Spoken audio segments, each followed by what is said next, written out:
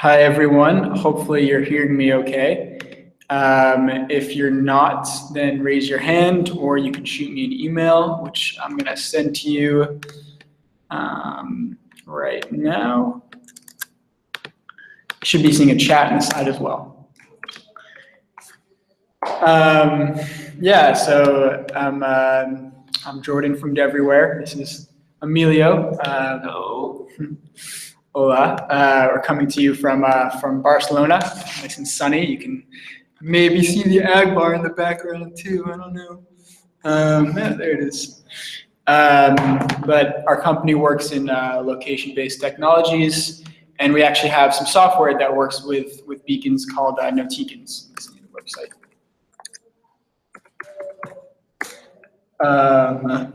Yeah, I don't know if you want to add anything, Emilio, about us. But in fact, that we are working in with location and proximity technology in different sectors. And one of the sectors most interesting is all the cultural and social sector. I think the topic about the museums from the webinar today. And we're going to share with you different experience and different point of views about the needs regarding the social, the cultural activities in the city. Focus on the museums. Yeah, we used to work in different sectors also, so not only social and cultural. Yeah, exactly. Museums are one area. It's kind of a cross section of different beacon sectors. So it's a pretty exciting place for beacons.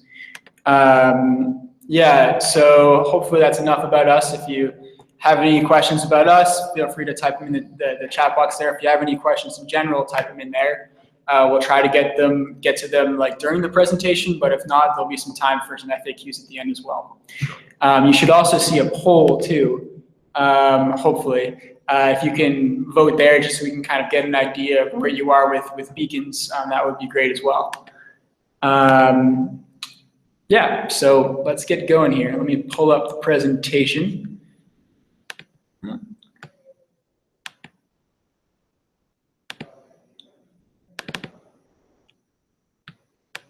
Oh, a little too far in.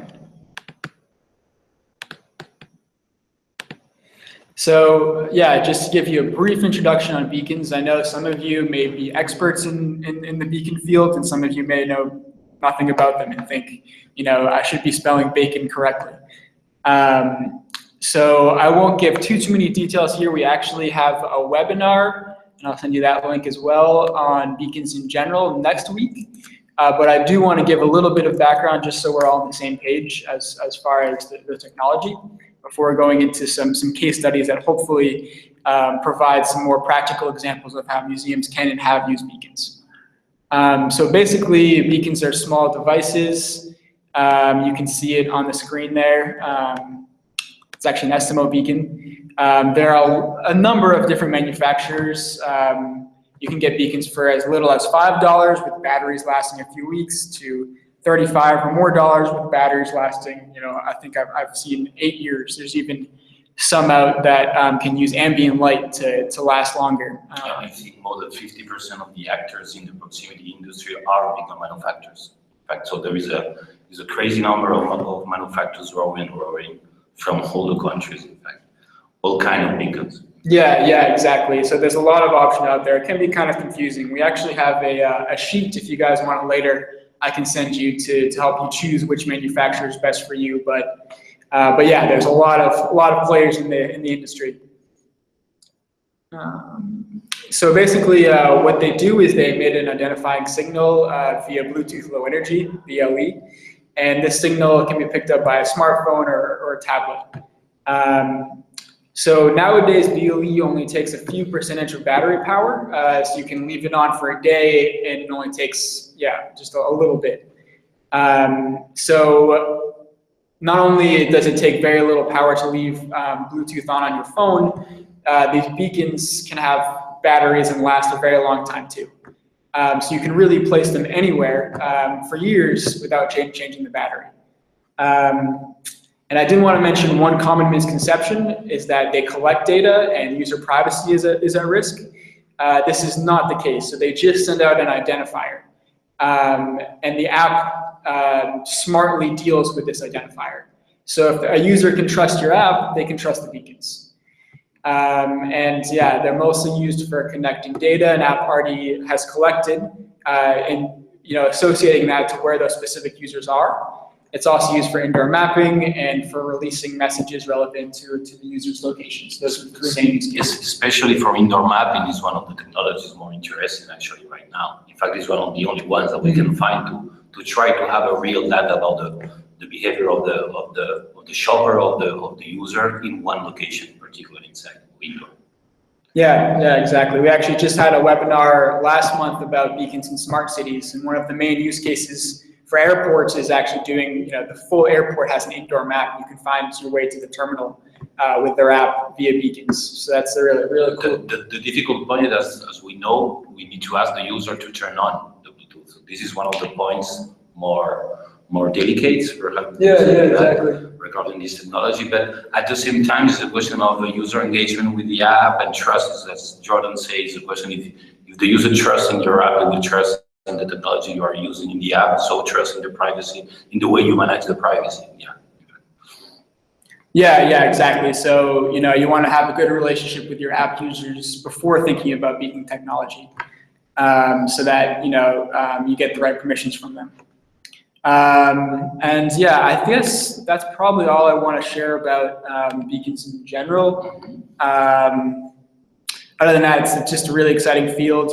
Google and Apple both have their own protocols. Facebook was actually giving away beacons. Twitter invested in a beacon company. We have the top brands in social media and in the tech space working with it, not only sending out beacon messages via apps, but actually working on improving the technology. I even actually spoke to a spokesperson for Bluetooth a few weeks back, and Bluetooth's going to get a lot faster and reach even further distances this year. So that could have a pretty big role on how people could use beacons as well.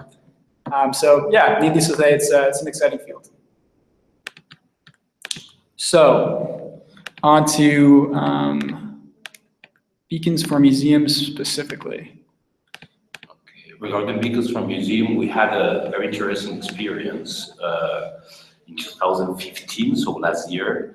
We had the opportunity to work with one of the most important companies in Spain. We are actually based in Barcelona, as Jordan said, who manage, I think, 75% of the museums in this country. Okay? And it was a very interesting project because, in fact, we understood that the need for all these cultural activities or cultural events is to try to offer to the user the most personalized or the most powerful user experience inside of the museum. So, and this is something very interesting because, in fact, it's a very cheap technology. So all the cultural activities here in Spain, they have a budget problems that, as we know, there is a very difficult economic situation. So all this kind of technology, beacons and proximity technology, is a very cheaper way to try to improve the user experience with the tools, with the very easy tools to manage and to work on. It's true also that all the conclusion we can have regarding this experience is that companies or institutions needs to have talented people or specific people with knowledge for this mobile or proximity activity, because if it's not the case, it's very difficult for them to learn about the technology, to test the technology, and to find what is the best way to have the best results for the experience that they want to offer to the users. So, regarding our point of view, we think that there is a problem regarding the knowledge in some of the cultural companies to manage or to go ahead with this kind of experience. Okay. Yeah, exactly. So hopefully we can provide some of that knowledge here. Yeah. And sorry, Thomas, if you're not hearing very well, just let us know again, and we'll try and speak up or speak closer to the microphone. And I did just pass you guys the slide share, so you should be able to follow along. It's pretty much the same presentation. I'll also send that to you as well as a link to the video in your emails tomorrow. And if you do have any questions, shoot away. So let's go on to, yeah, so now you guys have a better understanding of the technology in general.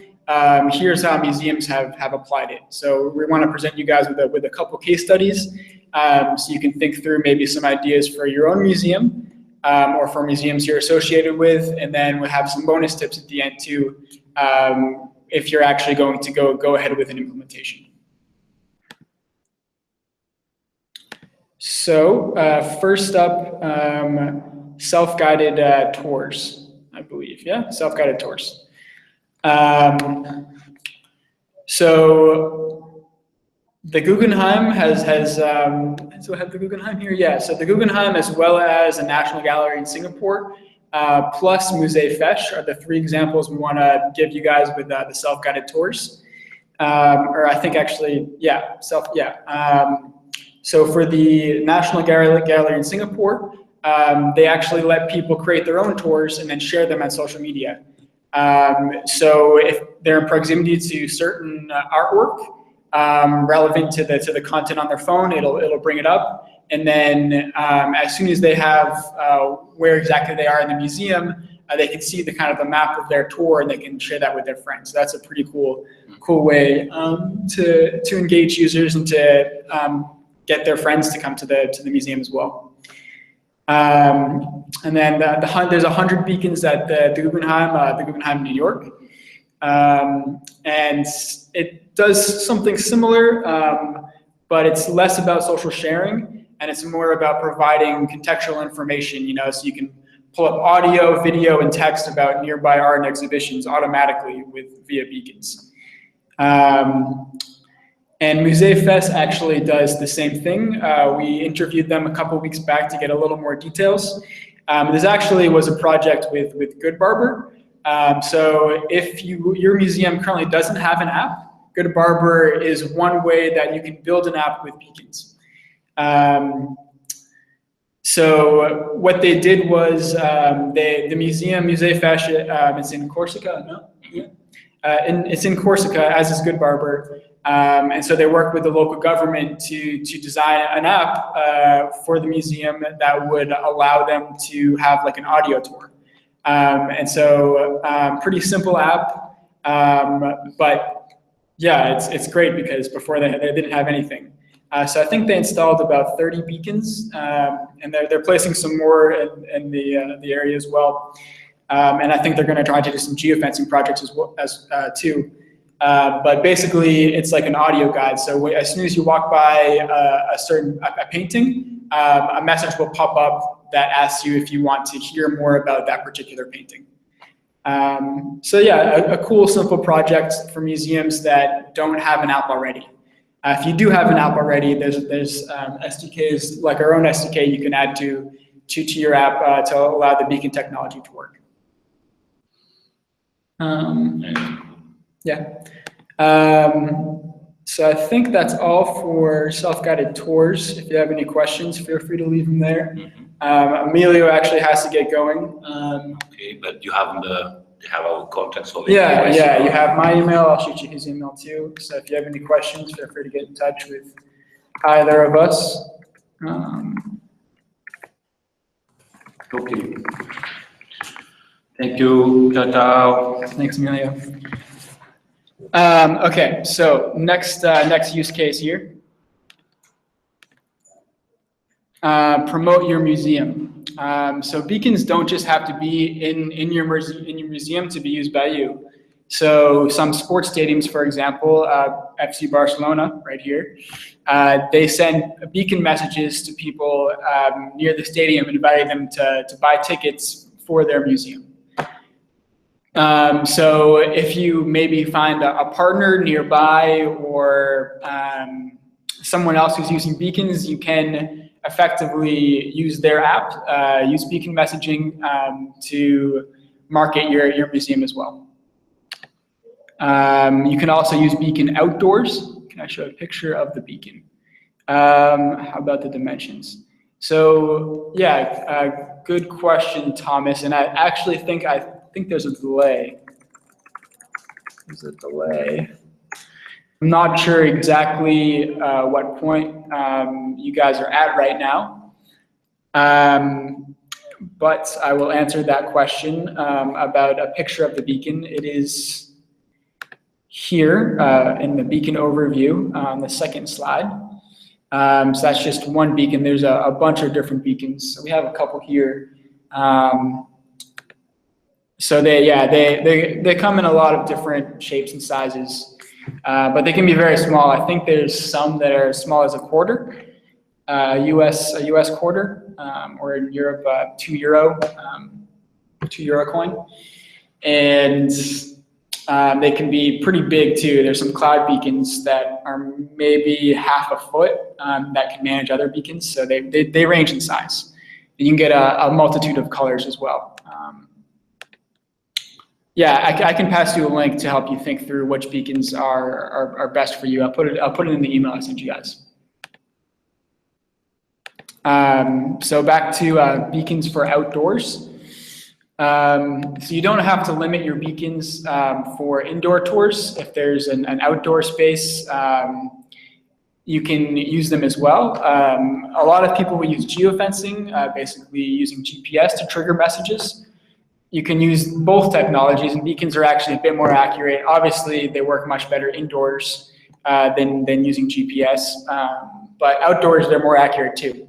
And so there's a lot of spaces like the Houston Zoo, Penn State, Oasis of San Alessio, which is, I think, in northern Italy, that are making use of beacons outdoors as well and creating tours for people outside. So if your museum has an outside portion, you can kind of lead people right into the museum from the outside. And let me get to the next slide here. I see Thomas's question here. Does it run on Bluetooth? Yes, it has a battery and it sends Bluetooth messages via Bluetooth. Okay, so on to collecting data. So once you have the beacons installed, you can understand some of your traffic flow. So whatever data you collect is attached to whatever data the app is collecting. So like I said, you're not really getting any more information than is in the app other than associating a particular user with a particular location. So a lot of retail shops, for example, might use beacons to see where their most visited areas are. So you can see maybe a heat map depending on what platform you're using. You can see where people stop and the dwell times. And so museums can use this data to understand where there's a lot of traffic, and maybe if you want to rearrange your exhibitions to help with the traffic flow, that would be one way to use the data. Or maybe you can see when you have when there's a peak time that people are in line, maybe you want to have more staff on hand to deal with longer wait times.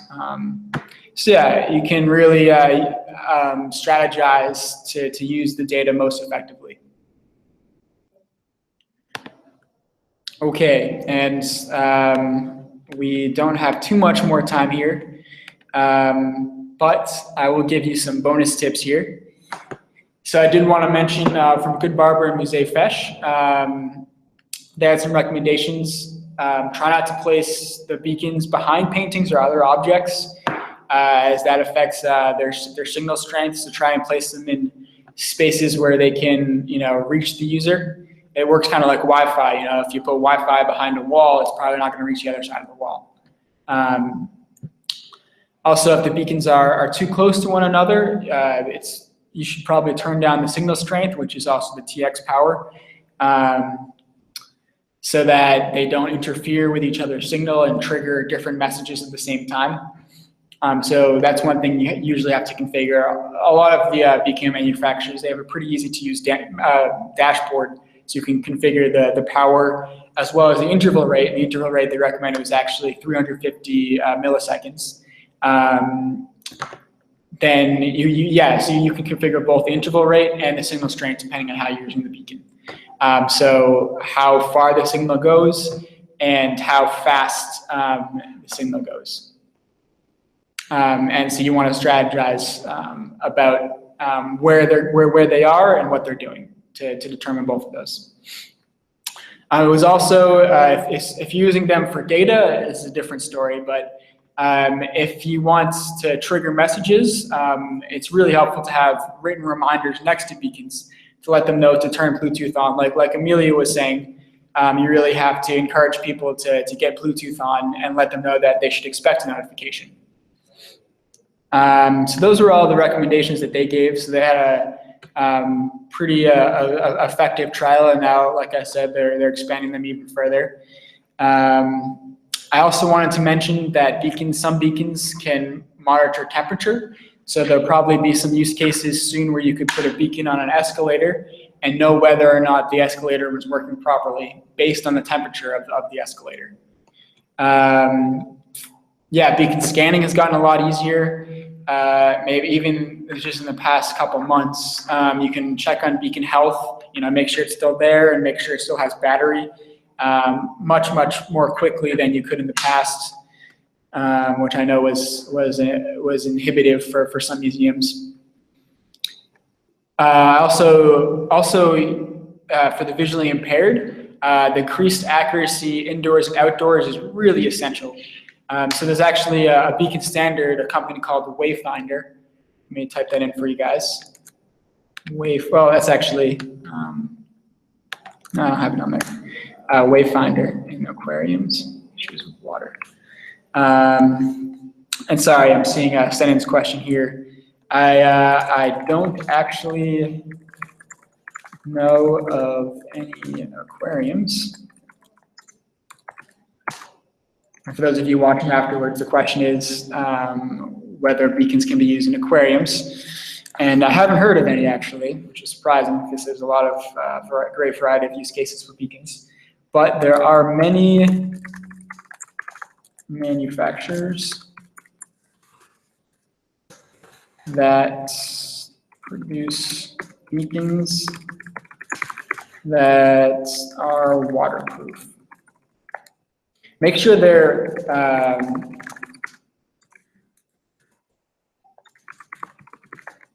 they are officially waterproof, though, because some beacon if you could just don't buy beacons based on the price solely. You really want to go to a well-known manufacturer because there's some crappy beacons out there that we've heard people have had pretty bad experiences with that say they're for the outdoors when they're really not. So again, I can help you with that. Yes, sorry for the delay.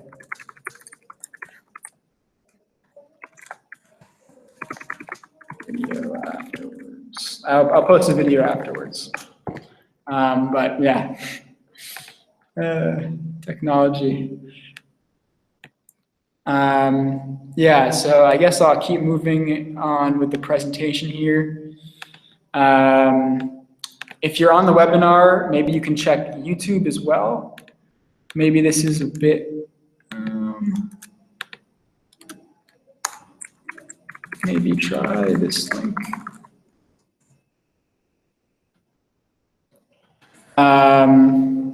So there's a YouTube link as well, so maybe you can hear me on that a little bit better.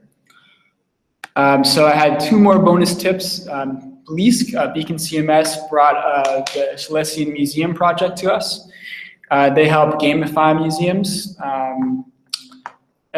So they hid beacons in different parts of the museum, and once visitors got close to one of the beacons, a legend of the Silesia region would appear. So visitors would learn about legends plus earn points for each one they found. So it was a pretty cool project. So one more way you can use beacons is to gamify your museum or your aquarium. And then another case study, AppAmix, who is involved with building this app. They brought this project to my attention. I believe it's the Philips collection in Switzerland. From last October until this January, they had a project called Portrait Play. And basically, they had beacons installed in an exhibition. And when someone walked up to it, it would automatically change their face based on the style of painting of Gauguin or Picasso or another artist. So it's a pretty cool project, and yeah, a good way to trigger the app to start working based on which picture they were in front of. Their face would change. That was a cool project too. So there's a lot of creative projects going on with museums. And glad it is going better for you, Thomas. So yeah, I think that's all the tips I had. If you know of any other Beacon projects with museums, we're happy to write an article about them and learn more. And I did have a couple additional resources which you can get the links to in the slide share. These are a bit old, maybe a year or so old, but they're pretty in-depth reviews of beacons by museums themselves. So they're worth checking out by the Brooklyn Museum and by the Met Museum. But keep in mind, they're a little bit older and the technology has improved since then. So I think that's all I had for you guys. I can open it up for questions. But yeah, I guess I just wanted to conclude with, there's a great variety of projects with beacons, and the good news is that beacons can be used by multiple apps, or they can be used for multiple purposes, because once they're installed, you can use them for an audio tour, like at Musée Fesch. You can use them to help guide the virtually impaired. You can use them for games. Possibilities are endless. So it's exciting. And if you are interested in putting beacons in your museum, we do have a free consulting session where we can go into more details about beacons and about what that might look like, help you strategize, help you brainstorm. And I have the link for you guys right here. It's noteekins.com/free consultation. It's on the next slide here too for people watching after the fact.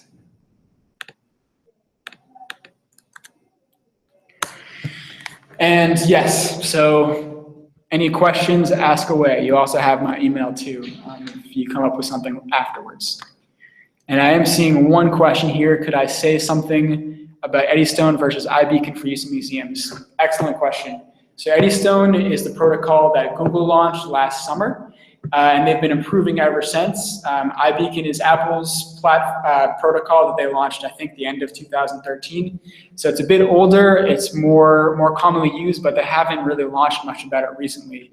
So I'm thinking the beacon world is moving towards Eddystone. There's a lot more possibilities with Eddystone. You can basically, you don't even need to have an app installed. You can trigger a message via Eddystone beacons if someone has Chrome in their phone. They also have a new secure format that you can use for Eddystone. So if security is a concern, they kind of rotate the IDs. So you can have more secure messages. Yeah, I would in general recommend Eddystone, but there are several manufacturers that allow both beacon frames, beacon protocols to be used. So if you can find a manufacturer that allows both, maybe that's a bit better. But I would go for Eddystone because even though I think probably 75% of the use cases are still and with beacons are using iBeacon, I think Eddystone's the future, and Google keeps launching new products that go along with Eddystone. And yes, and we do have an SDK, noteekins.com. Okay, so we have an SDK that you can include in your app to allow beacon functionality. And we do consulting too. Like I said, you can have a free consultation with us, 30 minutes or however long you want. And then if you want to continue consulting with us, we can work something out with that too. But yeah, we've got a team of developers here. Actually, you can maybe see if I can get the video back up here. We got a team over here, a team of developers too. So consulting and development. We can help you build your own app too, but to be honest, I recommend using GoodBarber if you don't have an app already. And then Nicole was asking about, do you have an app to use or can you trigger with beacons? Great, Sandy. Yeah, looking forward to hearing from you. And Nicole, like I was saying with Eddystone, you can trigger messages if the user has Chrome, which on iPhone, that's usually not the case. But if your users are mostly on Android, I would say the European market, it's a little better to assume that they have Android versus iPhone. The US market, not the case. Then I would say maybe not the best to send messages directly via Chrome. But that is a possibility now. And maybe we'll see Eddystone working with Safari too, but unlikely because Google and Apple don't exactly get along too well. And I can probably send you a link to more information about that.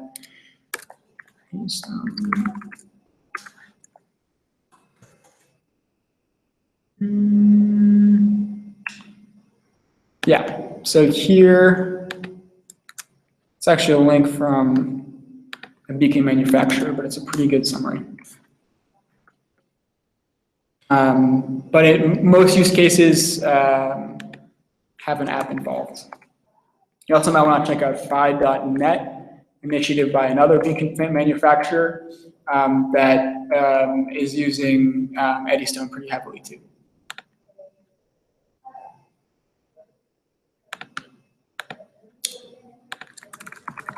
No problem. Well, I'm not seeing any other questions here. If there is anything, you have my email. Happy to jump on a call with you too. Yeah. Thank you all for attending. Really, hopefully you learned some good things here, and hopefully you're excited about the technology, as excited as we are. Okay, signing off.